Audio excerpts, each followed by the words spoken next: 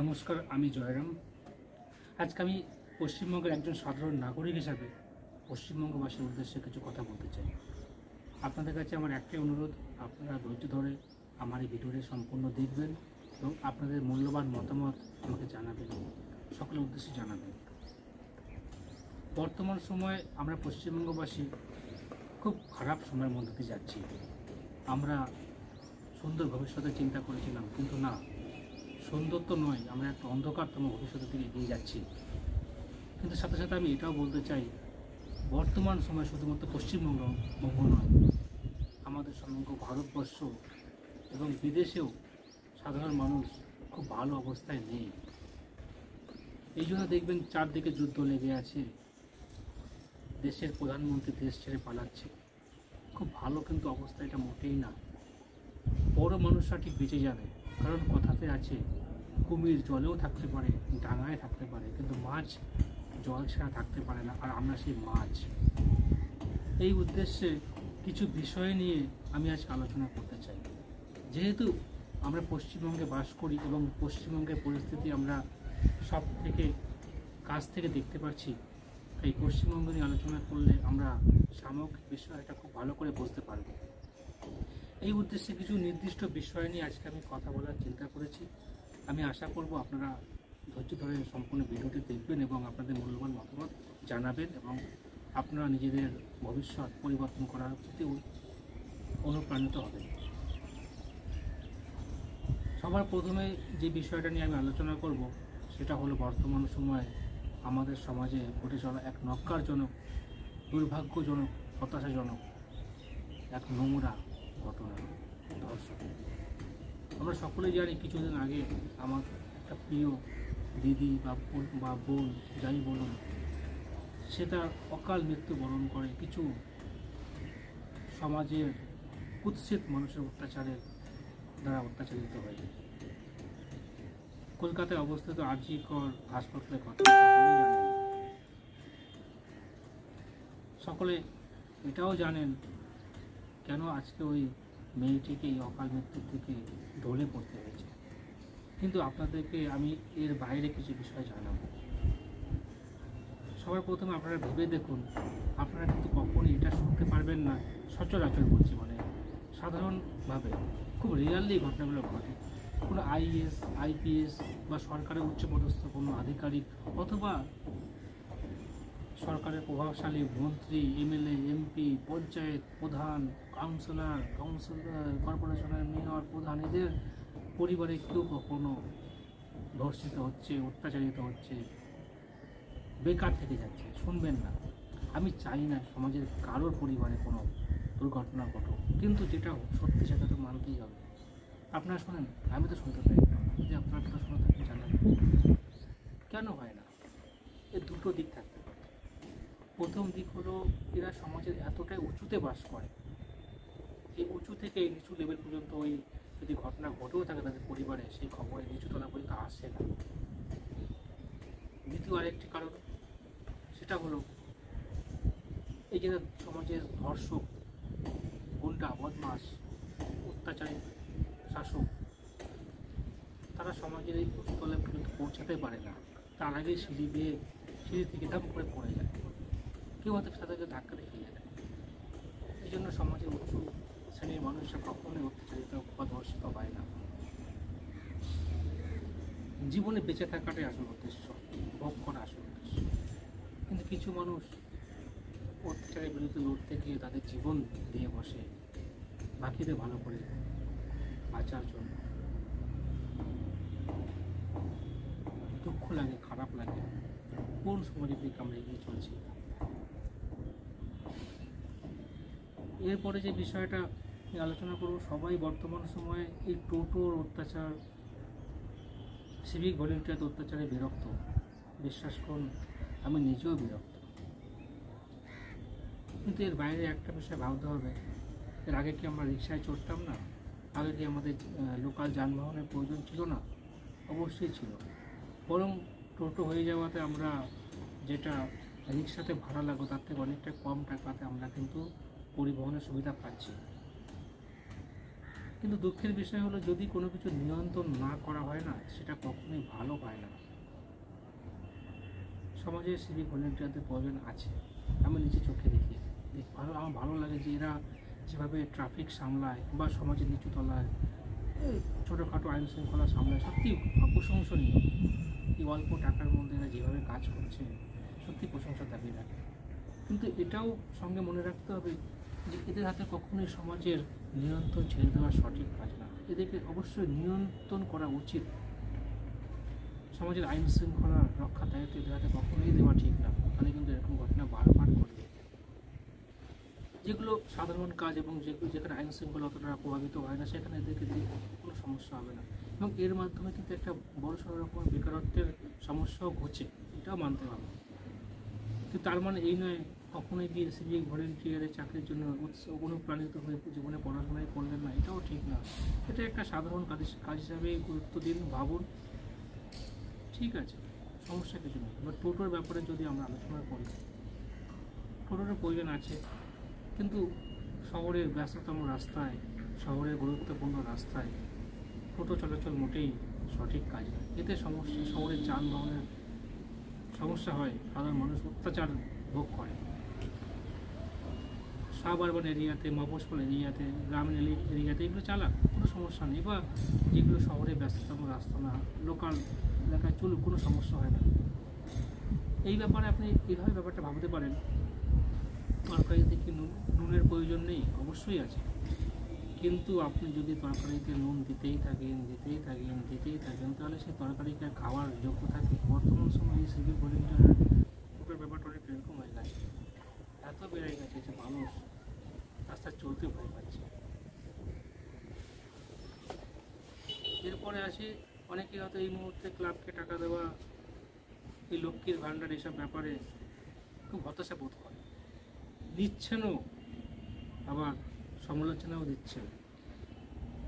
এটাই পশ্চিমবঙ্গ মানুষের চেহারা। অনেকে লক্ষ্মীর ভাণ্ডার নিয়ে অনেক জ্ঞানের কথা বলে থাকে, কেন সবাইকে দেবে, কেন সবাই পাবে, গরিব মানুষ পাওয়া উচিত। আমি সেই মানুষটাকে অনুরোধ করব, দাদা বা দিদি, সবার আগে আপনি এই কাজটা করে দেখান। আপনি নিয়ে নেন, আমি নিয়ে আমার নিজের পরিবারে কেউ নেন, আমার সম্পূর্ণ নিজের পরিবার কী মনে নেন। আমি গর্বিত নই, হতাশ নই। লক্ষ্মীর ভাণ্ডারের অবশ্যই প্রয়োজন আছে, কন্যাশ্রীর অবশ্যই প্রয়োজন আছে, এগুলো অস্বীকার করা যায় না।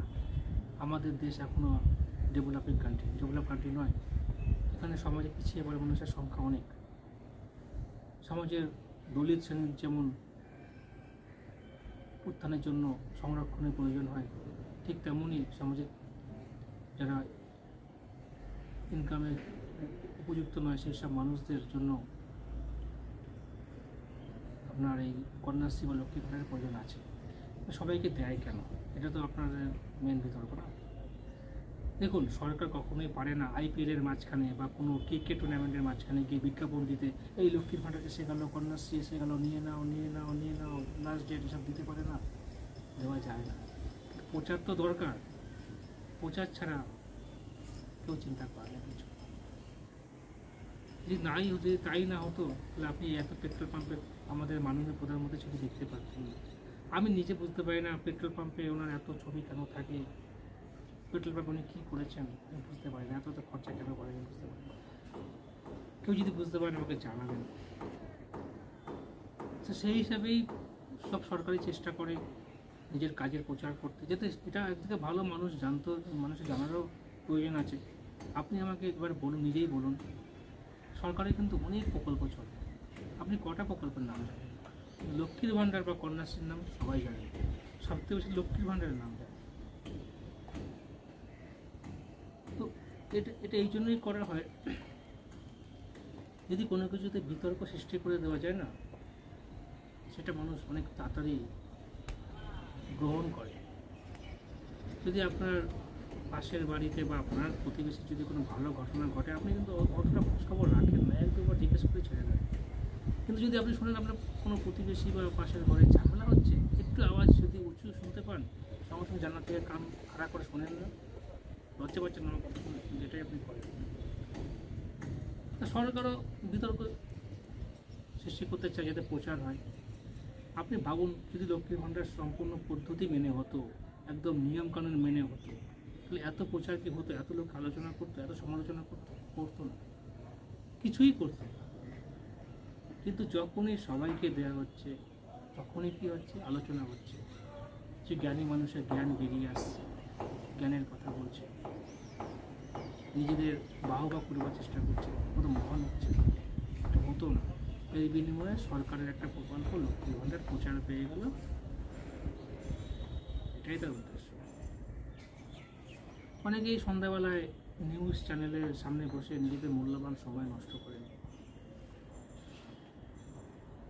দেখুন, সে আপনারা ওনাকে যে নামেই ডাকুন, কুমন, সুমন, ধমন, যাই হোক, এই 1 ঘন্টা সময় দিয়ে কিন্তু তার জীবনের পারিশ্রমিক উপার্জন করে নিচ্ছেন। শুধু উনিই না, ওনার ওখানে যেসব গণ্যমান্য খুব জ্ঞানী ব্যক্তিরা 100 দিনের কাজের আশায় প্রতিদিন এসে উপস্থিত হন, তারাও নিজেদের অর্থ উপার্জন করে নিচ্ছেন, মাসোহারা নিয়ে চলে যাচ্ছেন। আর আপনারা আপনাদের জীবনের একটা মূল্যবান সময় নষ্ট করছেন এসব ফালতু আলোচনা দেখে। কোনোদিন দেখেছেন ওসব আলোচনা থেকে কোনো সমাধান সত্য বেরিয়ে আসতে? শুধু টাইম ওয়েস্ট। সব দেখেন না, ওই সময় আপনি একটা কিছু অনলাইন থেকে ফ্রিতে কোর্স করুন, স্পোকেন ইংলিশ যারা পারেন না শিখুন, একটা বই পড়ুন, পেপার পড়ুন, কিছু পড়ুন, ওইসব দেখেন না, জীবন নষ্ট হয়ে যাবে আপনার। আমার এই ভিডিও বানানোর উদ্দেশ্য হচ্ছে আমাদের এই যুব সমাজ, আমাদের পশ্চিমবঙ্গবাসী সাধারণ মানুষ খুব ভুলভালভাবে নিজের জীবন কাটাচ্ছে। মানুষ গুটখা খেয়ে ঘুরে বেড়াচ্ছে, বিমল, রজনীগন্ধা, কিছুই বাদ নেই, সিগারেট, মাদক, সবই আজকালকার দিনে মানুষ গ্রহণ করছে। খুব খারাপ লাগে দেখতে যে আমরা কোন দিকে যাচ্ছি। মানুষ বেশি দিন বাঁচতে চায় না। এই দুনিয়াতে বাঁচার কিছু নেই, এই দুনিয়াতে বাঁচার অনেক কিছু আছে। এই দেখুন আমার পিছনে দেখা যাচ্ছে কত সুন্দর পাহাড়। এটা কোন পাহাড় জানেন? কার্শিয়াং। এখান থেকে দার্জিলিংও দেখা যায়। আজকে হয়তো আকাশটা অত পরিষ্কার না, দেখা যাচ্ছে না।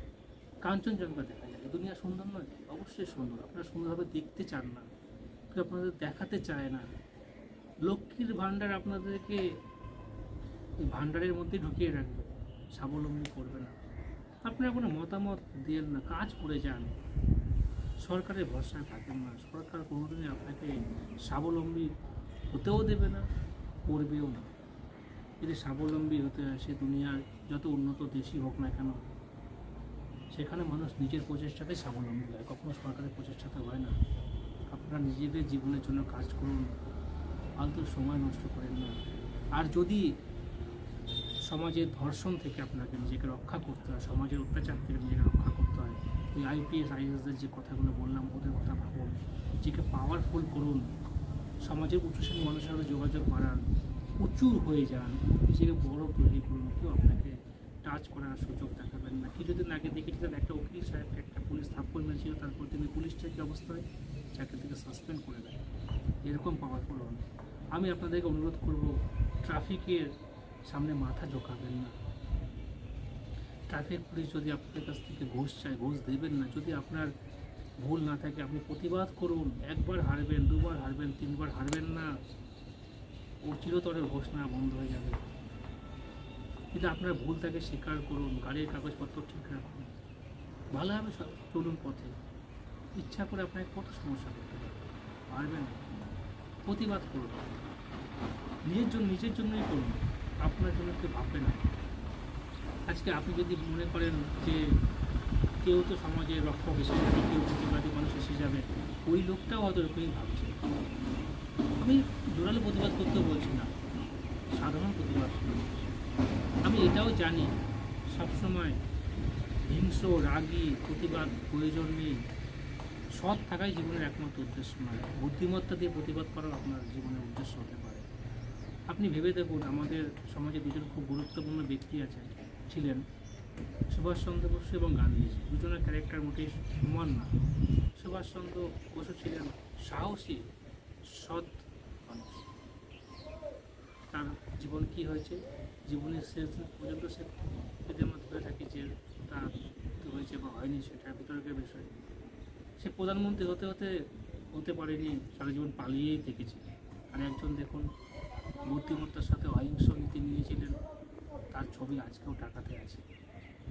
বুদ্ধি দিয়ে কাজ করুন। আজকে ওই আরজি করে যে আমাদের ডাক্তার ম্যাডামের মৃত্যু হয়েছেন, সে যদি একটু বুদ্ধিমত্তার সাথে প্রতিবাদ করতে পারতেন বা প্রতিবাদ নাই করতেন, বেঁচে যেতেন আছে, অকাল মৃত্যু হতেন। আজকে তার মা বাবার কী অবস্থা হবে।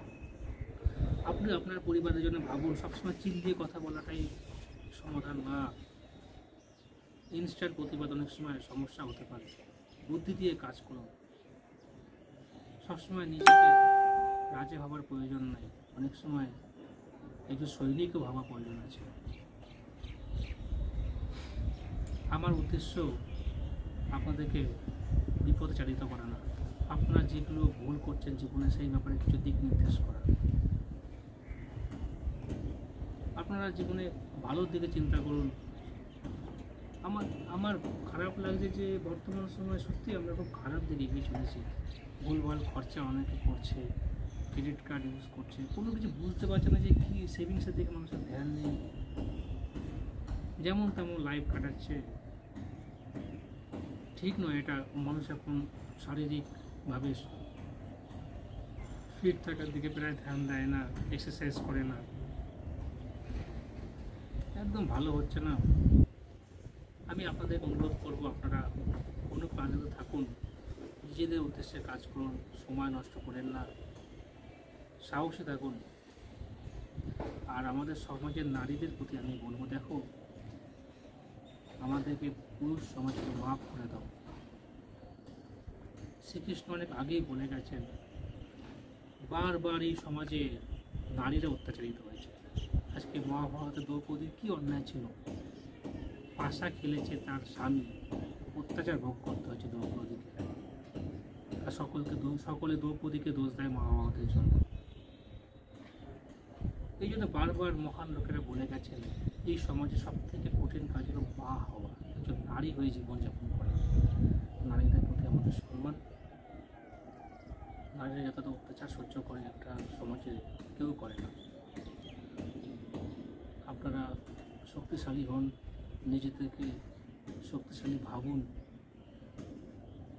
আমরা কি করতে পারি, আমাদের কিছু করার নেই, যা করার আপনাদেরকে করতে হবে। আপনারা মাথা নোয়াবেন না। পুরুষ মানুষ শুধু আপনাদের ভোগ করার উদ্দেশ্যে আছে, আপনাদের রক্ষা করার উদ্দেশ্যে নেই। যদি থাকতো আজকে এই মেয়েটার বিচার পেতে এতদিন সময় লাগতো না। আমি সমাজের সকল শুভ বুদ্ধি সম্পন্ন, সকল সুশীল নাগরিক সমাজকে অনুরোধ করবো, আপনারা এগিয়ে আসুন, সমাজকে বাঁচান।